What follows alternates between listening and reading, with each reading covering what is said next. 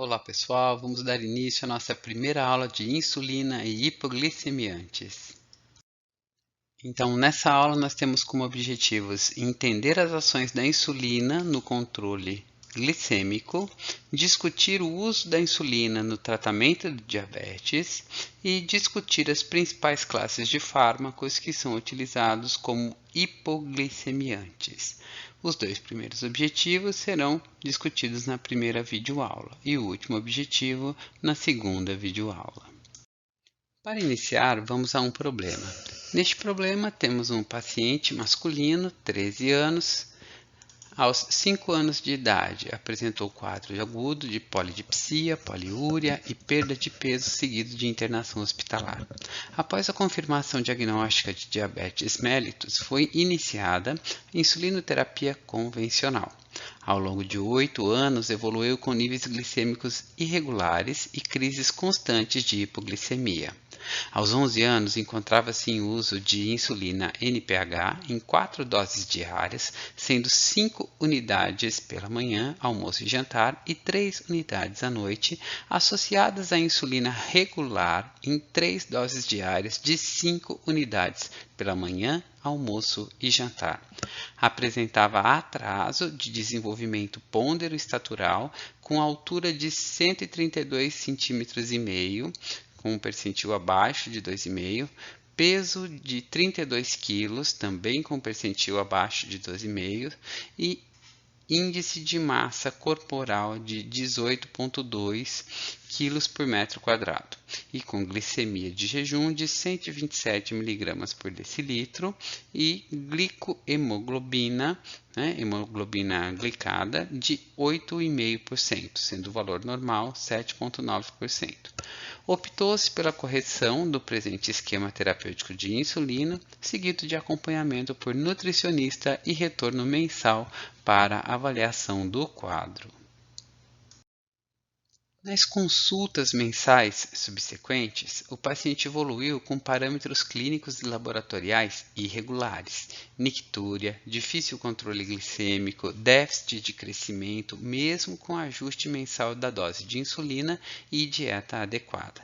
Após 2 meses, o paciente apresentou hemoglobina glicada de 8% e após 4 meses, os exames de rotina demonstraram glicemia de jejum de 167 mg por decilitro, hemoglobina glicada de 5,8%, ureia sérica de 29 milimol por litro, creatinina de 0,9 mg por decilitro e proteína urinária de 148 mg por 24 horas, sendo o valor de normalidade entre 28 e 141.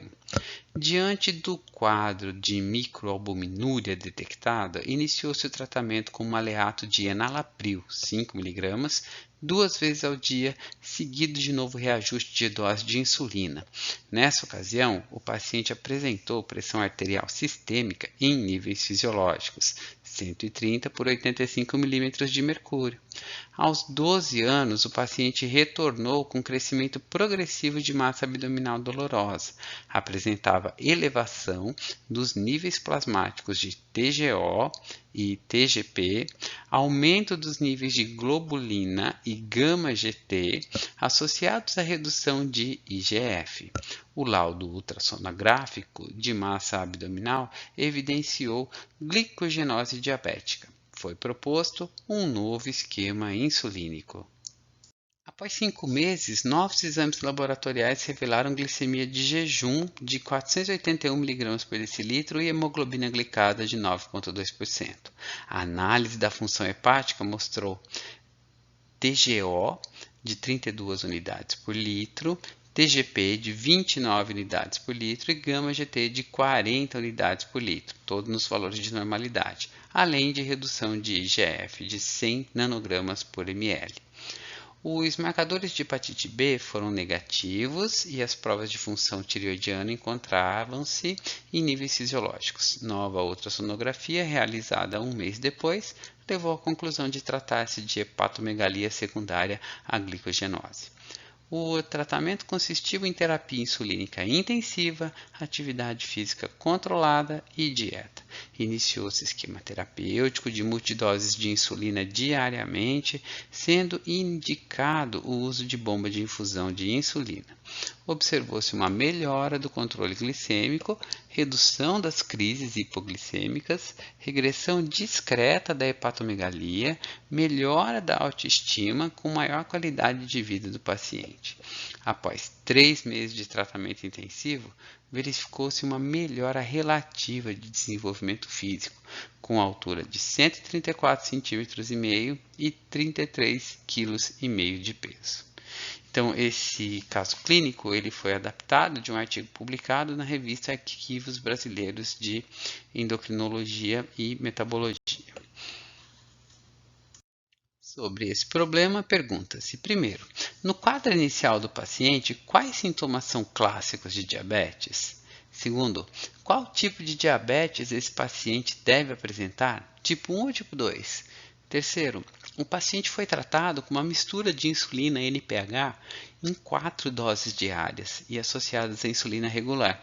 Por que associar essas preparações de insulina? Elas são iguais?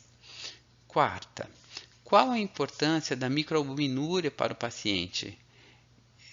Ela tem correlação com o quadro de diabetes? Qual é a terapia de escolha para esse quadro? Quinta, por que o paciente apresentava crises hipoglicêmicas? Como elas poderiam ser tratadas? E sexto, qual tratamento foi utilizado para o paciente ao final do caso clínico? Para iniciar o nosso assunto, é muito importante que nós entendamos a função da insulina. Em primeiro lugar, a insulina é formada a partir da pró-insulina. Né? A pró-insulina tem 82 aminoácidos e para permitir a formação da insulina, ocorrem clivagens da cadeia A e da cadeia B da pró-insulina, né? Gerando a insulina. Essas duas cadeias são mantidas unidas por pontes de disulfeto. Então, a partir da pró-insulina é formada a insulina e o peptídeo C, que é coliberado com a insulina. E nós bem sabemos que a insulina é um hormônio extremamente importante no controle do metabolismo intermediário, principalmente no controle da glicemia, que é o nosso assunto hoje. A insulina é produzida pelas ilhotas pancreáticas, especialmente pelas células B que estão presentes nessas ilhotas, são as células produtoras de insulina. Essa produção de insulina é regulada por vários fatores, e dentre esses fatores, o alimento no intestino é muito importante. Primeiro porque o alimento digerido permite, né, a absorção de aminoácidos, glicose e ácidos graxos que estimulam as células B a produzir a insulina. Além disso, a ativação parasimpática também estimula a produção de insulina via receptores muscarínicos, ao passo que a ativação simpática inibe a produção de insulina, principalmente mediado por receptores alfa-2 que são acoplados à proteína GI. Só que o alimento digerido, a presença do alimento digerido, do alimento sendo digerido no intestino, é um fator que estimula a produção de mediadores que são chamados de incretinas.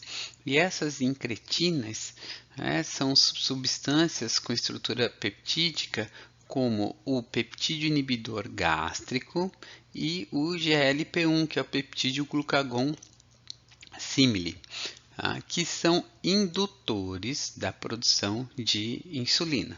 Inclusive o GLP-1, tem um efeito semelhante ao do glucagon, que é estimular a produção de insulina.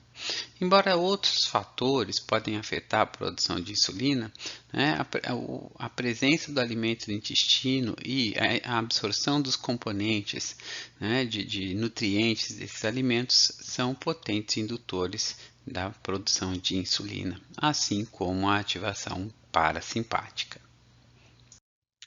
A produção de insulina pelas células B pancreáticas é bastante dependente da glicose. Então, quando a gente tem, dependendo da concentração de glicose sanguínea, essa glicose é captada pela célula B pancreática através de um transportador, que é o GLUT2. Uma vez captada, essa glicose vai ser metabolizada pela célula B e desse metabolismo vai resultar a formação de ATP, adenosina trifosfato.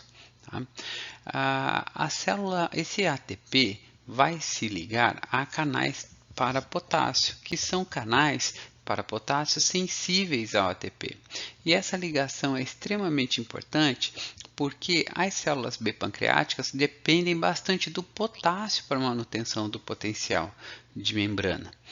Então, elas têm essa especialidade, essa especificidade, de forma que a formação do ATP oriundo da glicose vai levar ao fechamento do canal. Com o fechamento do canal, diminui-se o efluxo, a saída de potássio, e ocorre a despolarização da célula, que por sua vez leva à abertura de canais para cálcio, permitindo a entrada de cálcio, que é importante para a exocitose de vesículas contendo a insulina, com a consequente liberação de insulina para a corrente sanguínea. Uma vez na corrente sanguínea, a insulina vai atuar em diferentes tipos celulares para levar à captação de glicose. Ela produz esse efeito através da sua ação no receptor de insulina. O receptor de insulina, que está mostrado aqui na figura, é um receptor do tipo tirosina quinase. A ligação da insulina do lado extracelular vai permitir a ativação do domínio de tirosina quinase.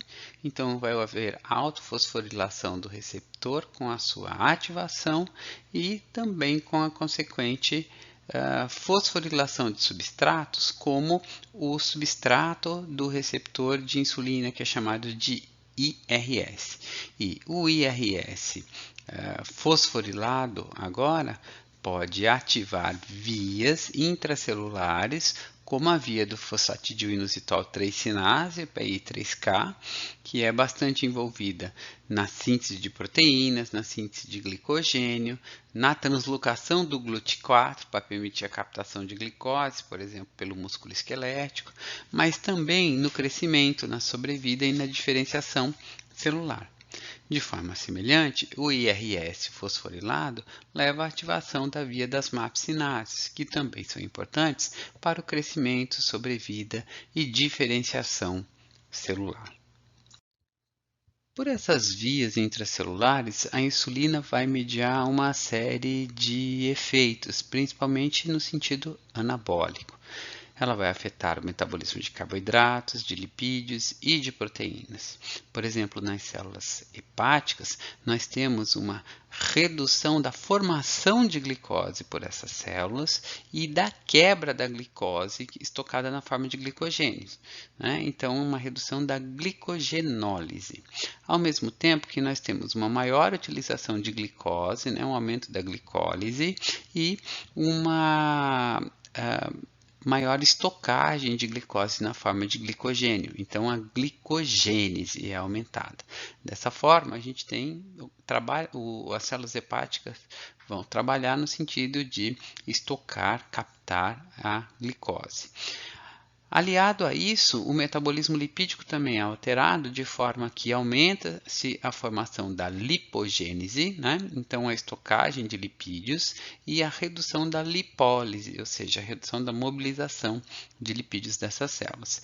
E o metabolismo proteico também é afetado, de forma que nós temos uma redução da degradação de proteínas.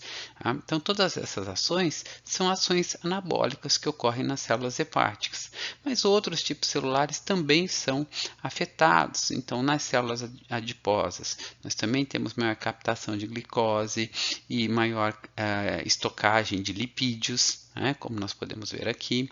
E no músculo esquelético, nós também temos maior armazenamento e captação de glicose, assim como temos maior captação de aminoácidos e aumento da síntese de proteínas. Todas essas ações são ações anabólicas causadas pela insulina. Como nós estamos falando de insulina e suas implicações para a glicemia, é bastante importante nós abrirmos aqui um parênteses para falar que muitos fármacos podem afetar a glicemia, tanto produzindo hiperglicemia quanto produzindo hipoglicemia. E isso pode ocorrer pela sua ação na produção ou liberação de insulina ou pela atuação, alteração na ação da insulina ou na sinalização intracelular da insulina. Então, glicocorticoides, antipsicóticos, agonistas beta-adrenérgicos e outros vários fármacos podem levar à hiperglicemia, ao passo que a hipoglicemia pode ser causada por antagonistas beta-adrenérgicos, por salicilatos, AINES, inibidores de ECA e outros fármacos também podem causar essa hipoglicemia. Então, quando se tem alterações de glicemia, precisa-se atentar para o uso de fármacos como algo que pode ser o agente causador dessa alteração da glicemia. Uma vez que nós consideramos que vários fármacos podem afetar a glicemia, agora nós podemos tratar de condições que a gente tem alteração dessa glicemia, principalmente no sentido da hiperglicemia, que é o quadro de diabetes. Então, diabetes é um quadro importante, um distúrbio metabólico crônico extremamente importante, que afeta muitas pessoas hoje em dia e que tem como principal característica concentrações elevadas de glicose no sangue. Existem várias causas para o diabetes, tá?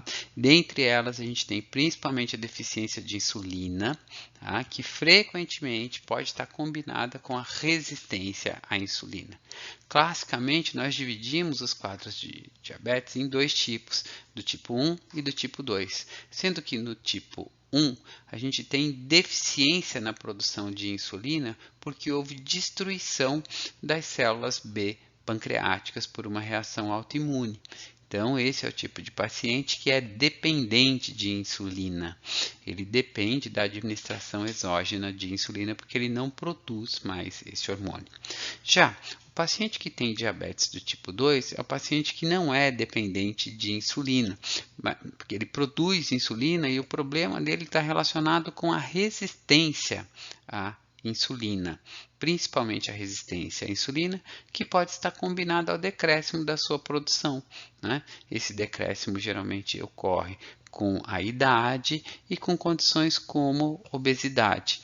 Então, pacientes com diabetes do tipo 2, geralmente é o paciente mais velho ou o paciente que apresenta o quadro de obesidade.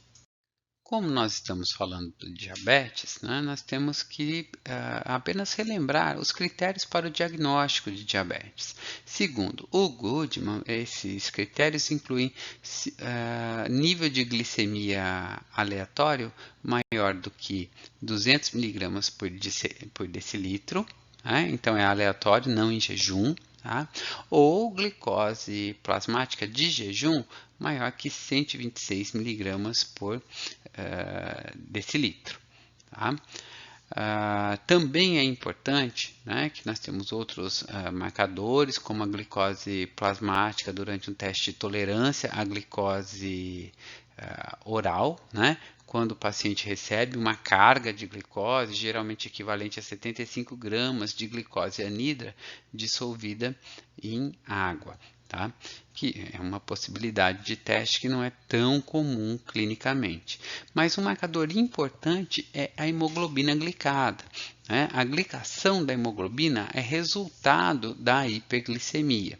Então, quando essa hemoglobina glicada tem um percentual maior do que 6,5%, ela pode ser utilizada como um marcador importante da hiperglicemia, tá? De que esse paciente é um paciente que tem diabetes. Então, o ideal, né, é a glicose de jejum associado à hemoglobina glicada como parâmetros importantes para definir que esse paciente tem diabetes. E o paciente diabético apresenta uma série de características e sintomas. Tá? É um paciente com um grau de complicação que pode ser bastante elevado. Então, esse paciente apresenta glicosúria, né? Perda de glicose na urina. Tá?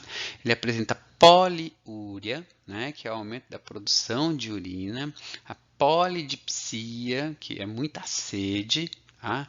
Ele tem atrofia muscular, ele tem cetoacidose devido à conversão dos lipídios a acetil-CoA e posteriormente a acetacetato. Tá? Ele pode apresentar lesões aos vasos sanguíneos. Tá?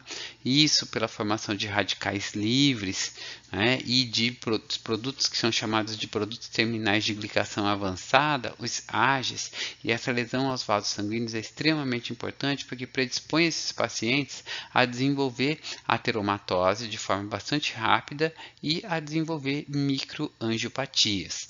Tá?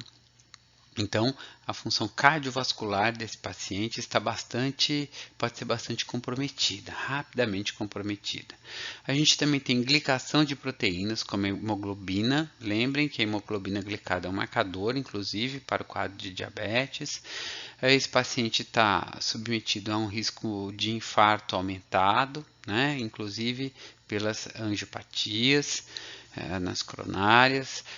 Esse paciente é um paciente que pode apresentar lesão renal, e essa lesão renal começa com uma microalbuminúria e avança para um quadro mais grave de nefropatia diabética, né, podendo levar o indivíduo a uma insuficiência renal, tá, que pode ser grave, e um quadro de neuropatia diabética, que também pode ser importante, né, levando a lesões neurais e comprometendo, por exemplo, a sensação. Por isso que a gente tem, por exemplo, a expressão pé de diabético. É aquele paciente que muitas vezes se machuca e não percebe por conta da presença dessa neuropatia. Ou então aquele paciente que sente dor nos membros ou em outras regiões por conta dessa neuropatia. Então são muitos sintomas, muitas características, e é importante que seja feita uma avaliação detalhada desse paciente ao longo do seu tempo de doença e de tratamento. Uma vez que se tem o diagnóstico do quadro de diabetes, é importante atuar em diferentes frentes com esse paciente. Essas frentes incluem principalmente um controle glicêmico. Quanto melhor for o controle glicêmico, melhor o prognóstico para esse paciente. Então, alterações na dieta, no estilo de vida, prática de exercício adaptado para esse paciente e o tratamento medicamentoso com alguns fármacos, como é o caso da insulinoterapia ou de hipoglicemiantes, a depender do tipo de diabetes. Mas também é importante que esse paciente tenha tratamento de condições que estão associadas ao quadro de diabetes. Então, alterações de lipídios sanguíneos, o quadro de hipertensão, de obesidade, de doenças cardiovasculares, que são condições que acompanham o quadro de diabetes. Então, além do controle glicêmico, é importante tratar essas outras condições. E, além disso, é importante prestar atenção e triar as complicações, né, desse quadro de diabetes e tratar essas complicações. Então, retinopatias, doenças cardiovasculares, neuro e nefropatias, bem como outras complicações que são decorrentes do quadro de diabetes. Dentre as várias formas de tratar diabetes farmacologicamente, nós temos a insulinoterapia, que é bastante importante para pacientes que têm diabetes do tipo 1. A insulinoterapia consiste na administração exógena de insulina. Inicialmente, a insulinoterapia era feita com insulina porcina ou bovina, porém essa insulina derivada de animais levava a reações imunes, né? Então, a insulina humana passou a ser produzida sinteticamente e utilizada, né? E com essa insulina a gente tem muito menos reações. O tratamento com a insulina geralmente é expresso na forma de unidades de insulina, então ele difere um pouco do tratamento com outros fármacos. E a insulina mais usualmente é administrada por via subcutânea, mas ela também pode ser administrada por outras vias parenterais, como a via intravenosa e intramuscular. As vias enterais, por exemplo, a via oral, não faz sentido, pois trata-se de um peptídeo que seria degradado, né, no trato intestinal. E o tempo de meia-vida de eliminação dessa insulina é muito curto, de aproximadamente 10 minutos, porque ela rapidamente é inativada no fígado e no rim. Tá? Só que um problema importante, então, com esse tempo de meia-vida curto, são as flutuações que são observadas nas concentrações plasmáticas de insulina nos pacientes, porque após a administração, você tem um aumento da quantidade de insulina na corrente sanguínea que é revertido rapidamente. E para tentar resolver esse problema dessas flutuações, a gente tem disponíveis no mercado diferentes preparações de insulina para serem utilizadas terapeuticamente. Então, dessa maneira, nós temos diferentes tipos de insulina. Para comparação, nós temos aqui a insulina, né, formada pela cadeia A e cadeia B, ligada por pontes de disulfeto, como nós já vimos, né, ressaltando alguns aminoácidos em diferentes posições. Para que nós possamos entender quais são as alterações moleculares que estão presentes nos outros tipos de insulina. Por exemplo, a insulina chamada de Lispro é uma insulina que tem alteração dos resíduos de prolina na posição 28 e de lisina na posição 29. Esses resíduos estão invertidos para formar a insulina Lispro. A insulina chamada de Glulisina tem, na posição 29, ao invés de um resíduo de lisina, ela tem um resíduo de ácido glutâmico. E na posição 3, ao invés do resíduo de aspartato, ela tem um resíduo de lisina. Já a insulina asparte, na posição 28, ao invés de um aminoácido prolina, ela tem o ácido aspartico. E a insulina determir ainda mantém um resíduo de aminoácido lisina na posição 29, só que esse aminoácido tem uma alteração molecular, ele tem um grupamento N-miristoil ligado a ele. Ainda aqui nessa figura nós temos a insulina glargina, na qual foi realizada a troca da asparagina na posição 21 pela glicina e foram adicionados 2 aminoácidos de arginina nas posições 31 e 32. Então são diferentes preparações de insulina, né, que têm diferentes características, como nós veremos adiante. Então vamos tentar entender essas diferentes formulações de insulina ou tipos de insulina. Nessa figura nós temos no eixo Y a taxa de infusão de glicose em função do tempo.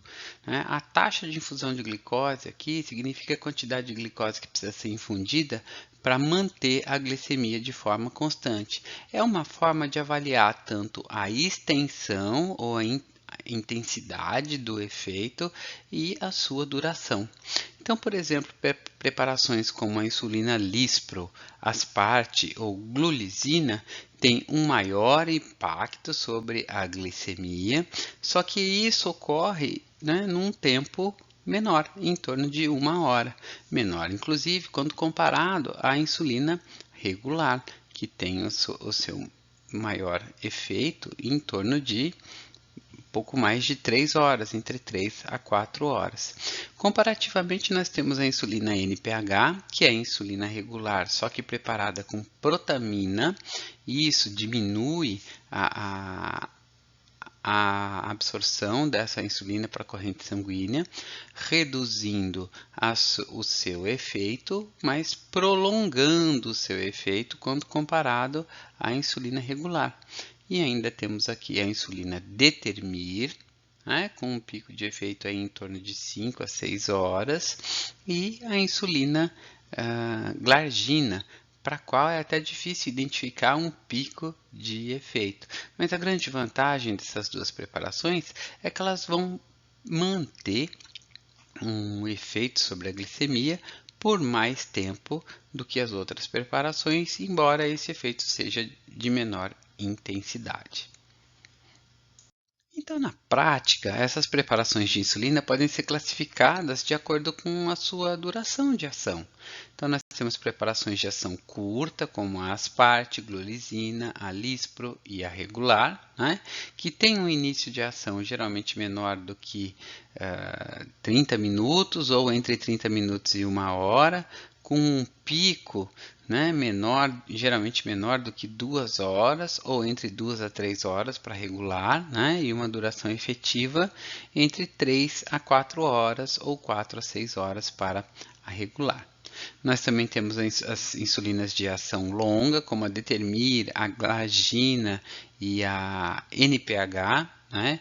O início de ação delas é um pouco mais demorado, entre 1 a 4 horas. Tá? O pico só é possível de perceber claramente para NPH entre 6 a 10 horas após, e a duração efetiva pode alcançar até 24 horas para a insulina Determir e Glargina. E temos ainda combinações dessas insulinas, né? Por exemplo, 75% de lisproprotamina com 25% de lispro. Qual a vantagem delas em relação a lispro unicamente, né? Elas têm um tempo de início semelhante, de pico semelhante, mas a duração é estendida para até 10 a 16 horas, quando comparado a 3 a 4 horas. Né? Um outro exemplo de mistura é a insulina NPH com a insulina regular, 70% de insulina NPH e 30% de insulina regular. Né? Essa preparação apresenta como vantagem 2 picos, um primeiro pico em torno de 2 a 3 horas e um segundo pico algumas horas depois da aplicação, né? E uma duração de 10 a 16 horas, que é mais vantajoso em relação tanto à insulina regular, que era de 4 a 6, e se aproxima, né, da insulina NPH. Mas você tem a vantagem de ter os 2 picos. Tem um pico entre 2 a 3 horas, que antecede o pico da insulina NPH. Então, a melhor preparação de insulina para um determinado paciente é aquela que vai permitir um controle mais adequado da sua glicemia, a depender das características de cada paciente e do comprometimento, né, da produção dessa insulina em cada paciente. Para cada paciente, a gente tem uma preparação adequada de insulina. Inclusive, tem aqueles pacientes que é mais difícil o controle dessa insulina, da glicemia a partir da administração da insulinoterapia, muitas vezes necessitando de bombas de infusão de insulina para ter um controle glicêmico adequado. Dessa forma, a insulinoterapia é um tratamento bem tolerado. O principal efeito indesejado da insulinoterapia é a hipoglicemia. Essa hipoglicemia, mediante a administração da insulina, ela pode ser uma hipoglicemia grave e ela pode afetar tecidos que são bastante dependentes de glicose, como é o caso do cérebro e do coração, então levando a danos cerebrais ou morte súbita cardíaca. Então é importante ter formas de tratar adequadamente essa hipoglicemia durante a insulinoterapia. As formas mais comumente utilizadas são a ingestão de uma bebida ou de um alimento doce se o paciente estiver consciente, mas se o paciente estiver inconsciente, é necessário fazer a administração de glicose intravenosa ou a administração intramuscular ou subcutânea de glucagon. Né? A gente tem uma reversão aí em torno de 15 minutos aproximadamente. Tá? Chamando a atenção, obviamente, a possibilidade da hiperglicemia de rebote. tá? Também conhecido como efeito de Somogyi, né? Tirando a hipoglicemia, que é o principal efeito, o que mais comumente ocorria eram alergias, né, que eram mais comuns com as insulinas derivadas de animais, que não são tão comuns com a insulina humana agora. Então aqui nós temos uma figura do Goodman, que mostra para a gente o valor da glicemia, né, concentração de glicose em função do tempo, numa situação em que a gente faz a administração da insulina. Essa administração da insulina leva a um quadro de hipoglicemia. Perceba que a glicemia vai para 60 miligramas por decilitro aproximadamente, e nesse momento é feita a administração do tratamento, que pode ser tanto a administração de glicose, 10 gramas de glicose, mostrando aqui o efeito dessas 10 gramas de glicose, 20 gramas de glicose, mostrando um efeito maior do que as 10 gramas de glicose, e a administração do glucagon, elevando maiormente a glicemia, inclusive para um efeito rebote, né? A glicemia passa de 200 miligramas por decilitro, tá? E se mantém elevada por um determinado tempo. Então, nessa figura nós temos as diferentes formas de tratar a hipoglicemia, ou com glicose ou com glucagon, mostrando a cinética da glicemia após a administração dessas substâncias. Bem, gente, e assim a gente chega ao final da primeira videoaula, onde nós discutimos o uso da insulinoterapia, que é bastante útil para pacientes que têm diabetes do tipo 1. Na próxima videoaula, nós vamos falar dos outros fármacos hipoglicemiantes.